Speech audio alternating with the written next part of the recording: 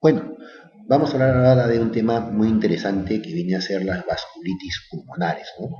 Como su nombre dice, tiene que ver con inflamación de vasos sanguíneos a nivel pulmonar.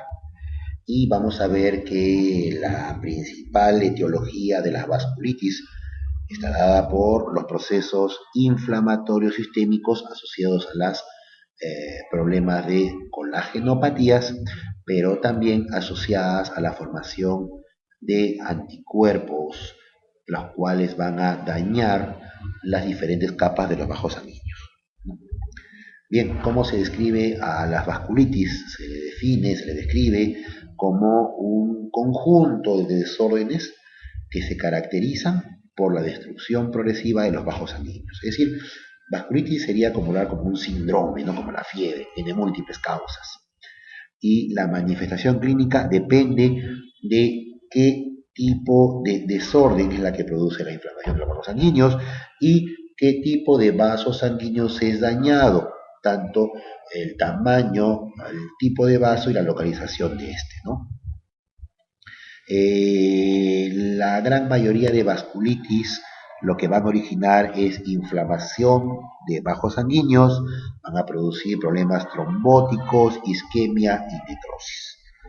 La sintomatología general en la cual se asocia la vasculitis en su mayoría de casos es fiebre, astenia, malestar, afectación del estado general y los síntomas locales, como les he dicho, dependen de qué bajo sanguíneo se está dañando. Si es que es un bajo sanguíneo a lo mejor cerebral, si es a lo mejor de piel, si es a lo mejor abdominal, si es de piel puede aparecer zonas de isquemia a nivel cutáneo, si es a nivel de sistema nervioso central van a haber problemas convulsivos, déficits motores, a nivel de abdomen puede haber problemas de trombosis mesentérica, o a problema renal puede producir problemas de enfermedades renales crónicas, insuficiencias renales, síndromes nefríticos, etcétera. A nivel de piel y el sistema subcutáneo, lo característico es la aparición de lesiones purpúreas que se les denomina las púrpuras palpables, que es lo característico. Pero también pueden haber edemas, equimosis, hasta incluso necrosis y úlceras. Vamos a lo que sería pulmón. En pulmón, las lesiones por vasculitis mayormente son lesiones producto de destrucción de vasos sanguíneos pequeños. Por lo tanto, quiero que quede claro, de las múltiples vasculitis que existen, las que más afectan el pulmón son las vasculitis de vaso pequeño o de pequeño vaso. Y la gran mayoría de vasculitis de pequeño vaso se asocian a los anticuerpos antineutrofílicos citoplasmáticos, también llamados los ANCAS. Ahora, es cierto, también puede haber compromiso pulmonar por lesión de vaso mediano y grande, pero eso es la excepción. Hablemos de causas de vasculitis. Existen causas diferentes. Les comenté que la gran mayoría son causas inflamatorias, pero también las hay infecciosas, como por ejemplo secundaria a infecciones por bacterias como la Neisseria. Por ejemplo, la Neisseria meningitis te puede provocar problemas vasculíticos. No es raro encontrar pacientes que hacen meningocosemia y desarrollan cuadros isquémicos, necrosis y púrpuras, ¿no es cierto?, con equimosis por compromiso justamente trombótico en los vasos sanguíneos. Enfermedades por riquecias, enfermedades por espiroquetas, hongos como el aspergillus del mucor pueden provocar problemas a nivel de los vasos sanguíneos y al igual que virus como el virus del herpes zóster. Ahora, ya entrando a las causas más importantes que son las inmunitarias. Tenemos, por ejemplo, enfermedades en donde se forman inmunocomplejos, los cuales van a dañar directamente a los vasos sanguíneos. Tenemos inducida por infecciones como el virus hepatitis B y C, la púrpura de Chole-Genome o Genon-Chole, el lupus eritematoso sistémico, la artritis reumatoidea, la inducida por fármacos, la crioglobulinemia y otras como la enfermedad del suero. Entonces son enfermedades que originan daño de los vasos sanguíneos por formación de inmunocomplejos. Pero también hay el grupo de aquellas vasculitis que dañan los vasos sanguíneos por la liberación y formación de anticuerpos antineutrofílicos, denominados ANCAs. Tenemos la granulomatosis de Wegener, la poliangeitis microscópica y el síndrome de Charles-Strauss, ¿no? Que son las más importantes. Existen otras enfermedades inmunológicas donde son anticuerpos los que directamente dañan el tejido de los vasos sanguíneos, el endotelio y sus capas. Tenemos ahí el síndrome de Gould-Pasteur con los anticuerpos antimembrana basal glomerular, la enfermedad de Kawasaki, que es una enfermedad que produce daño pulmonar, pero en menor grado, en menor frecuencia. Otro sería el rechazo de un injerto de órgano. Por ejemplo, cuando nosotros hablamos anteriormente de hipertensión pulmonar, hablamos que una medida terapéutica de rescate es el trasplante pulmonar. Bueno, quiero que sepan que cuando una persona es trasplantada, acaban un grupo de problemas, pero aparece otro grupo de problemas más serios. Porque un paciente que recibe un órgano sólido como el pulmón va a tener que utilizar inmunosupresores de por vida. Ya se está comportando casi como un VIH sin tener la infección. Por lo tanto, el riesgo a enfermedades oportunistas es muy alto. Por otra parte, no se garantiza del todo que el organismo rechace el pulmón que ha sido trasplantado. ¿Cómo se manifiesta el pulmón cuando es rechazado por el organismo que lo ha recibido? Se manifiesta por vasculitis de los pequeños vasos pulmonares, de los vasos capilares, de los vasos arteriolares, y se manifiesta por compromiso bronquiolítico obliterante. Todo esto me dice que ese pulmón se va a ir a menos y finalmente se va a volver a excluir. Otras causas de vasculitis asociadas a enfermedad inflamatoria intestinal y las vasculitis paraneoplásicas, que son mucho más raras. Les comento un caso que tuve en el hospital no hace mucho de una persona mayor que viene por presentar hemoptisis. Cuando le evaluamos, encontramos que había componente inflamatorio pulmonar en las tomografías y supusimos que puede ser una tuberculosis o un cáncer. Es una persona pues, de 70 y tantos años. Pero cuando le hicimos la broncoscopia encontramos que sangraba por diferentes partes del pulmón, lo que me indica de que había un cuadro de hemorragia alveolar difusa. Tuvimos entonces que tomar la decisión de arrancar corticoides. Finalmente comenzó a disminuir el sangrado pulmonar y nos llamó la atención que una persona de tal edad tenga un componente hemorrágico pulmonar probablemente de causa inmunitaria, ¿no? La función renal estaba ligeramente comprometida, no nos quedaba muy claro. Hasta ahí parecía que fuera una hemorragia pulmonar difusa o alveolar difusa secundaria a algún proceso inmunológico con pobre afección renal. Pero, eureka, cuando vimos bien las tomografías y dieron resultados de los exámenes, de los estudios tomados por broncoscopía, ya sea biopsias o cepillados o aspirados, nos salió que había una neoplasia. Era un tumor pulmonar que ocasionaba liberación de sustancias químicas que actuaban como una respuesta inflamatoria, actuaban anticuerpos y estos dañaban el pulmón y originaban sangrado, ¿no? Una vasculitis paraneoplásica. Ahora, hay tumores que tienen más riesgo de vasculitis paraneoplásica, que son los tumores que forman sustancias químicas. Hablamos de coaxel, hablamos de algunos carcinoides y en muchos casos, en casos más raros, adenocarcinomas. Bueno, los ANCAs son muy importantes.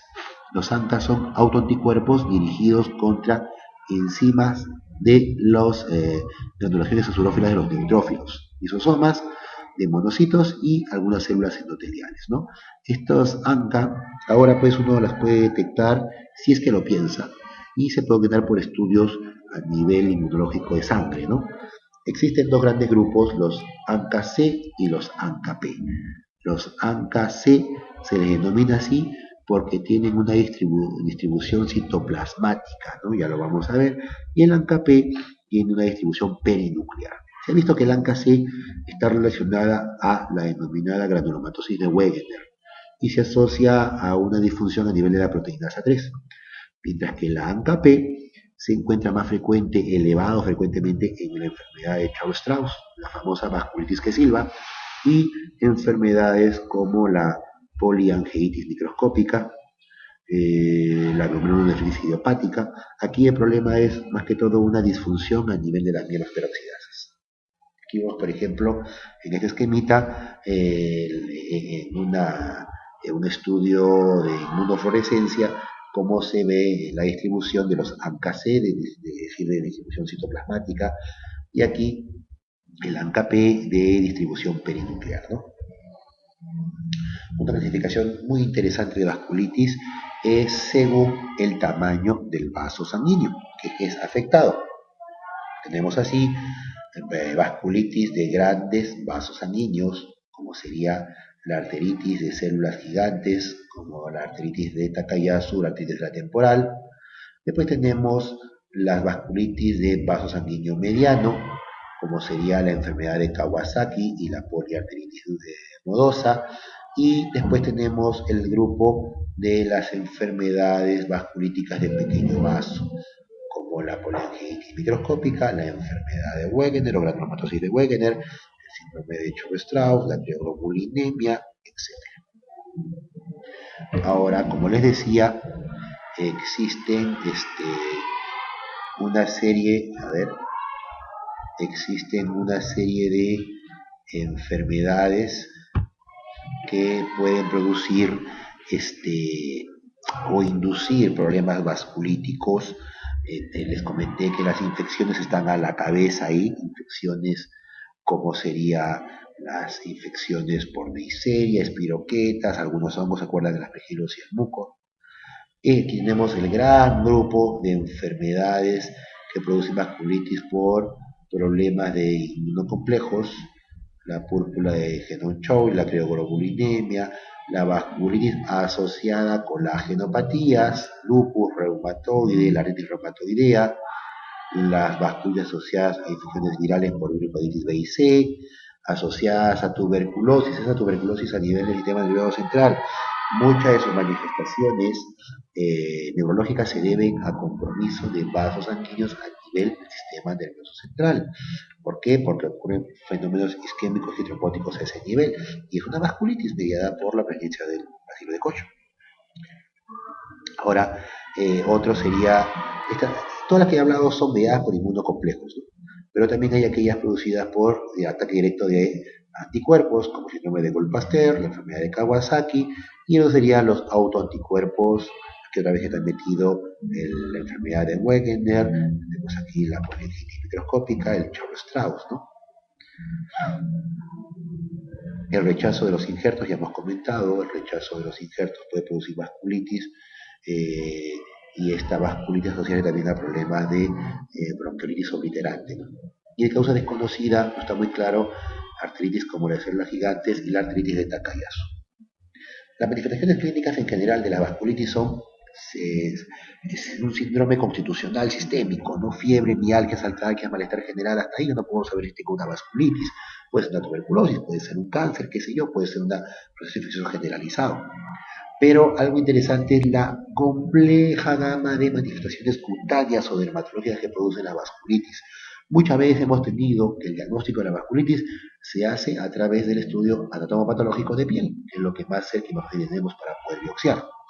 Puede haber púrpuras palpables, petequias, equimosis, máculas, lívidos reticulares, necrosis distal, vesículas, pústulas, ampollas, pioderma gangrenoso, eritema multiforme. Es decir, existe una amplia gama de manifestaciones dermatológicas secundarias a la vasculitis.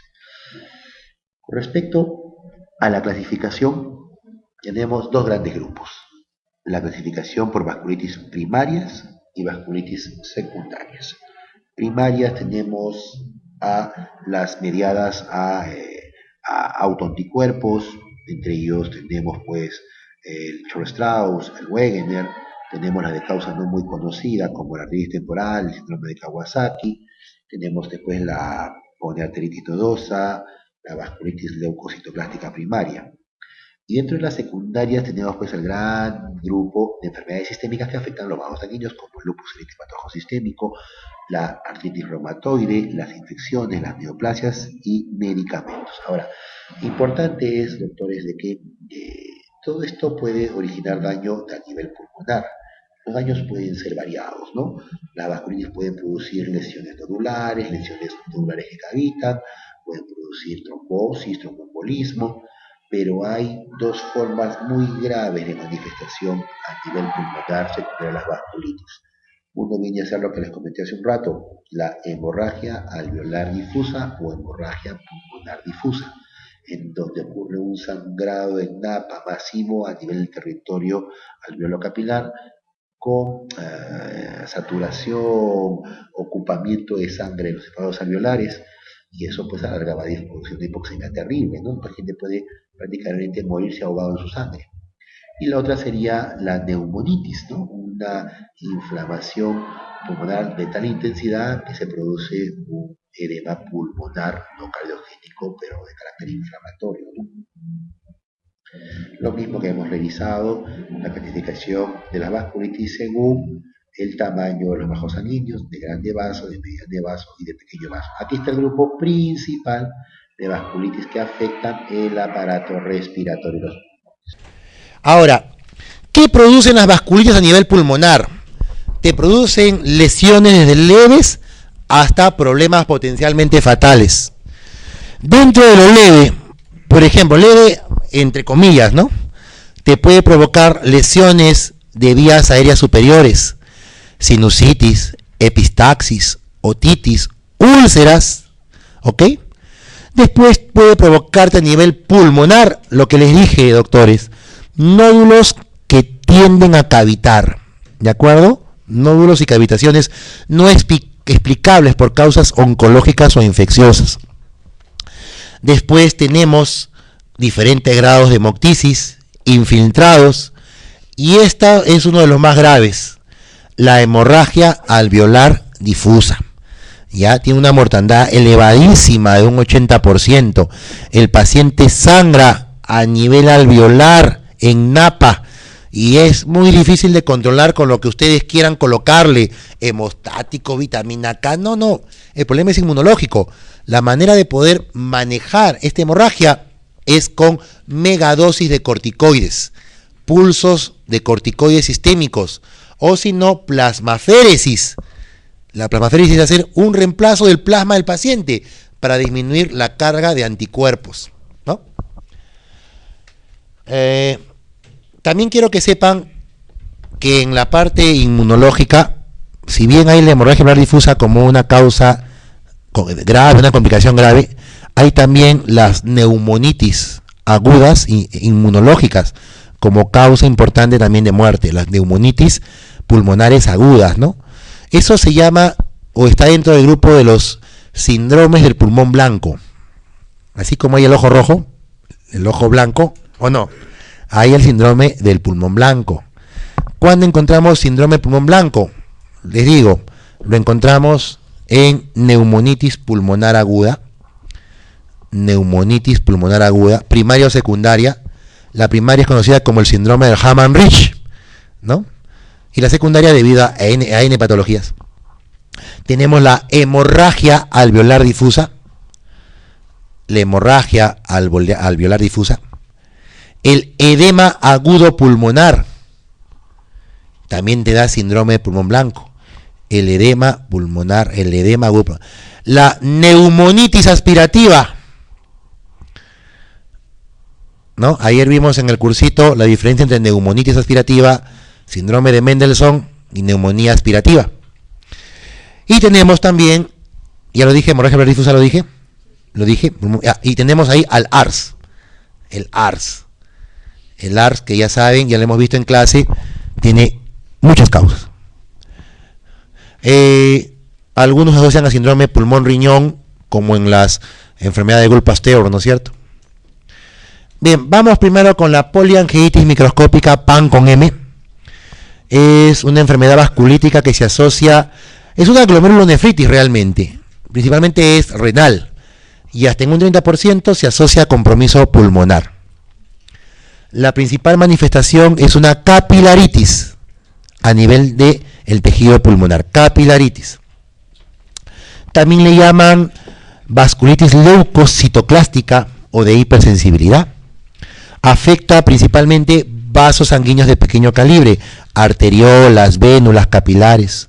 Se asocia a los PANCA, no se olviden, a los PANCA o ANCA-P. puede también ser desencadenada por reacciones alérgicas, respuestas inmunológicas a gérmenes como estreptococo, al ingreso de proteínas heterólogas, a lo mejor en hemoderivados o en suplementos proteicos parenterales, o secundaria a antígenos tumorales. No se ha visto depósitos de inmunocomplejos a nivel del tejido pulmonar, y miren, puede afectarte piel, mucosas, pulmón, cerebro, corazón, tubo digestivo, riñones, músculos, ¿no? O sea, es una enfermedad bien variopinta, ¿no? La PAN o poliangitis microscópica. La clínica, hemoptisis, sobre todo cuando hay un compromiso alveolar, ¿ok? Hematuria, proteinuria por la glomerulonefritis que caracteriza esta enfermedad. Puede haber hemorragia intestinal por ulceración de la mucosa intestinal, debilidad o dolores musculares, y en piel, la púrpura palpable. No se olviden, la púrpura palpable, que no solamente encontramos en PAN, vamos a encontrar en otras vasculitis. Aquí en este cuadrito vemos las manifestaciones más frecuentes de la PAN. Vemos que la más frecuente son los síntomas constitucionales, seguidos por la púrpura palpable. Por ahí encontramos también problemas a nivel, mire, 100% glomerulonefritis. Ya, fíjate, el 100% de PAN va con glomerulonefritis, con nefropatía. No se olviden eso. Pulmonares, 10 a 30%. Fíjate, no es muy frecuente. ¿Hasta acá está claro? Bien, esta vasculitis es fácil de diagnosticar porque es el Choro-Strauss, también conocida como la vasculitis que silba. El paciente con Choro-Strauss tiene un síndrome muy parecido al asma bronquial, ¿ok? Tiene como un asma. Y algo más interesante, tiene eosinofilia. O sea, muchas veces simula un asma alérgica, ¿ok? Tú le das corticoides, antihistamínicos, salbutamol y te va mejor, pero no por el antihistamínico ni por el, es por el corticoide.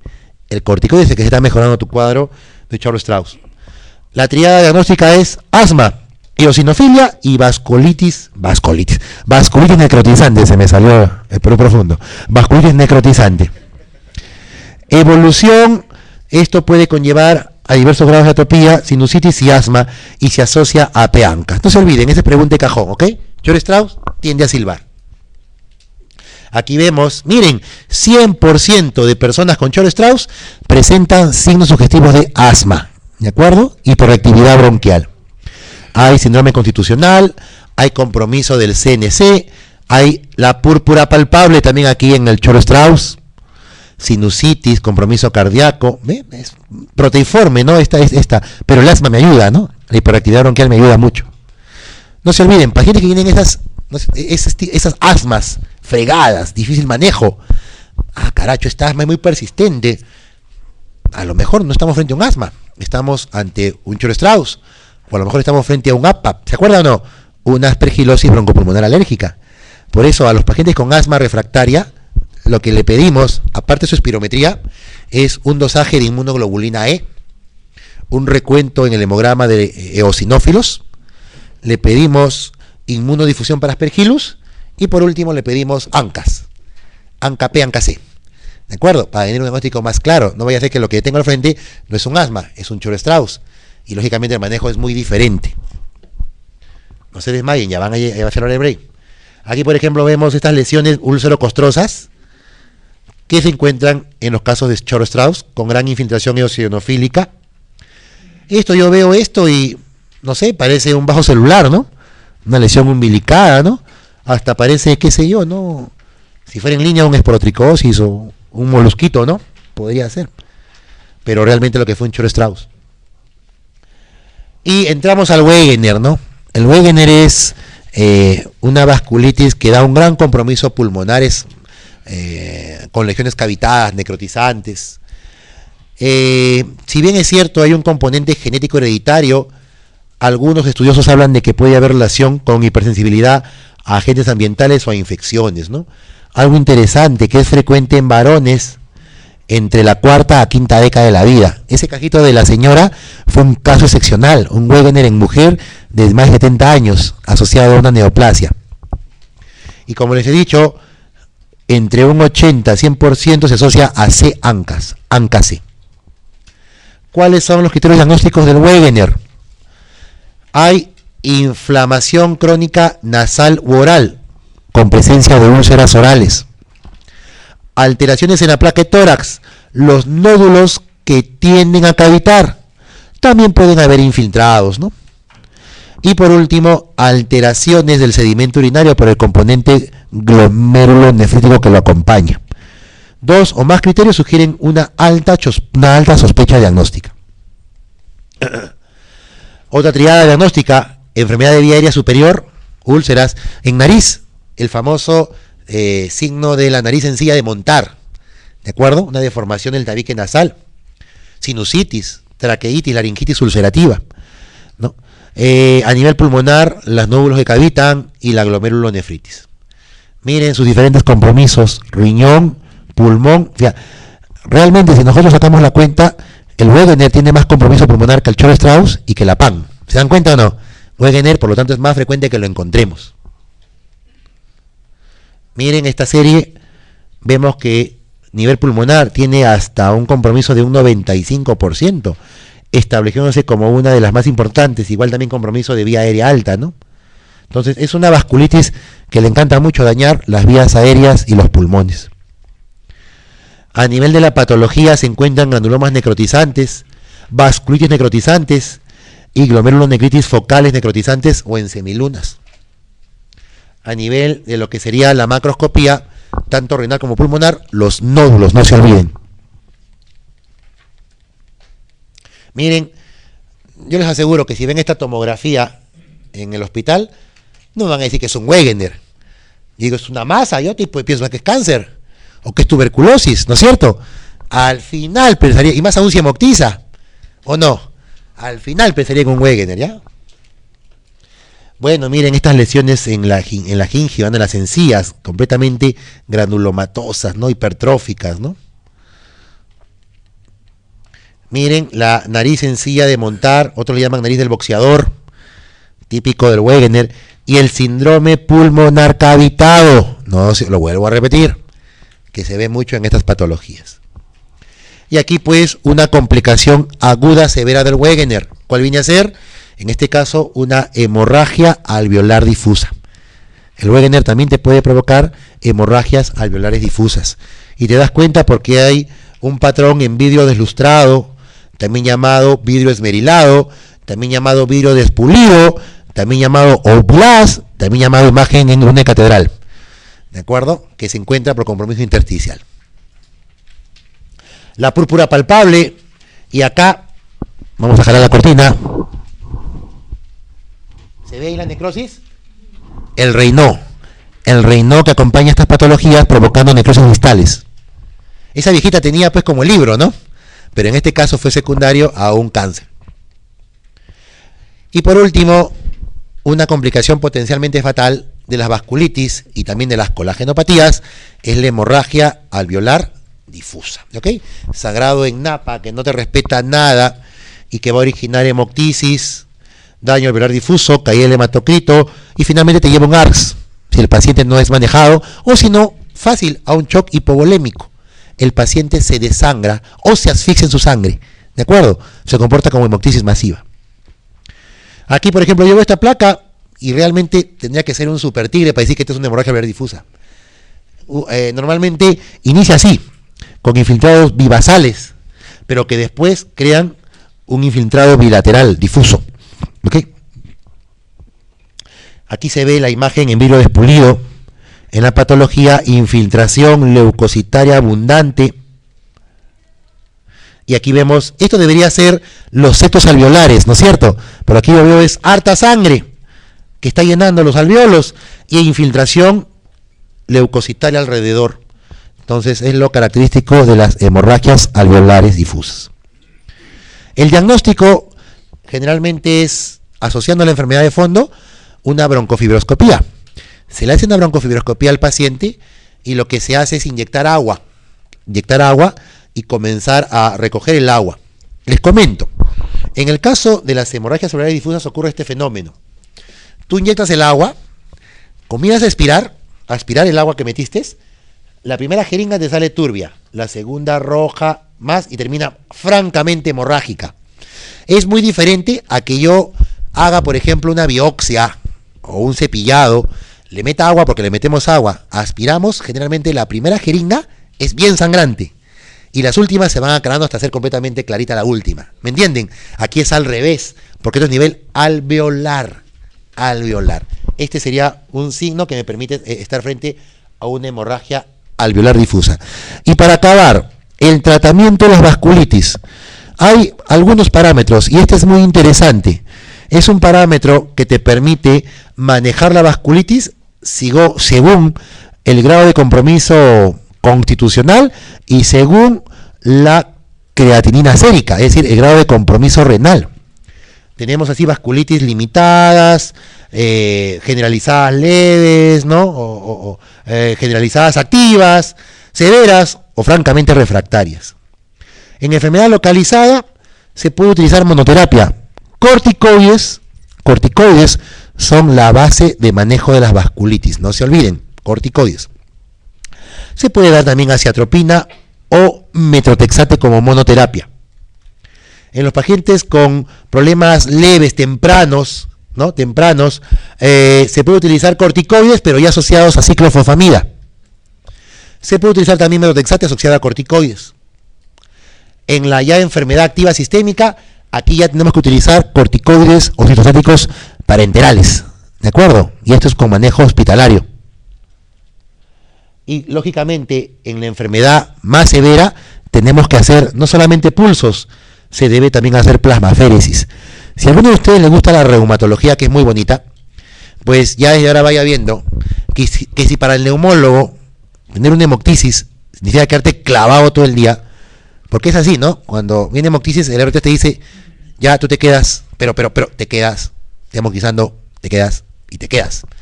Tienes que ver al pata que esté hemodinámicamente estable, si tú ves que está mal, tienes que llamar a la emergencia, pasarlo, no sé yo. Bueno, en reumato es cuando hay pulsos. Cuando hay un paciente que le van a pulsear, le van a meter megadosis de metilprednisolona, el R1 se queda a su costadito. Tiene que monitorizarle las funciones vitales, el nivel de electrolitos, porque los pulsos pueden conllevar problemas de sodio, potasio y cloro. ¿Me entienden? Entonces el R1 se queda pues a monitorizar a su paciente pulseado. En enfermedad severa, ya en estadios finales, hay que dar pues plasmaféresis, corticoides, y muchas veces no se logra efecto. Cuando hay hemorragia alveolar difusa, tú puedes meterle cantidades industriales de corticoides, citostático, plasmaféresis, y el paciente se te muere, igualito se te muere. Ajá. Cuando hay estos casos donde no responden bien a los corticoides, a los citostáticos, podemos utilizar anticuerpos monoclonales, ¿no? Como el infliximab, el rituximab, incluso medicamentos biológicos como la globulina antitimocítica, ¿no? Quiero que sepan que los anticuerpos monoclonales que están entrando para múltiples patologías. Para asma hay uno, ¿no? ¿Se acuerdan cuál es el anticuerpo monoclonal para asma? ¿Cómo se llama el anticuerpo antimonoclonal para manejo del asma severa alérgica? El omalizumab. El omalizumab se utiliza para el manejo de asma alérgica severa. Se coloca una ampolla subcutánea cada 15 días. Cada ampollita cuesta 1.500 soles, pero el paciente mejora. Y este anticuerpo monoclonal bloquea los receptores de IgE, que es lo típico de estos casos graves de asma. Bien, hay estudios que están hablando del uso de sulfametoxazol trimetoprim, pero todavía está en estudios. No podemos recomendarlo. ¿Hasta acá se entendió, doctores? ¿Está claro? Antes que colapsen. Ya los veo que están cayendo. Primero ya los vi entusiasmados. Ahora veo un 30 a 35% de gente que ya esté teniendo escala de Glasgow entre 8 a 10. Ya un poco más habrá que intubarlos. Bien. La vasculitis de pequeño vaso tipo granulomatosis de Wegener está más relacionada a la presencia de ANCA-C. Bien. Es considerada una complicación pulmonar grave de los procesos vasculíticos. Hemorragia alveolar. Muy bien, doctores, vamos a hacer un pequeño break para hacer el último taller del módulo de neumología, ¿ok?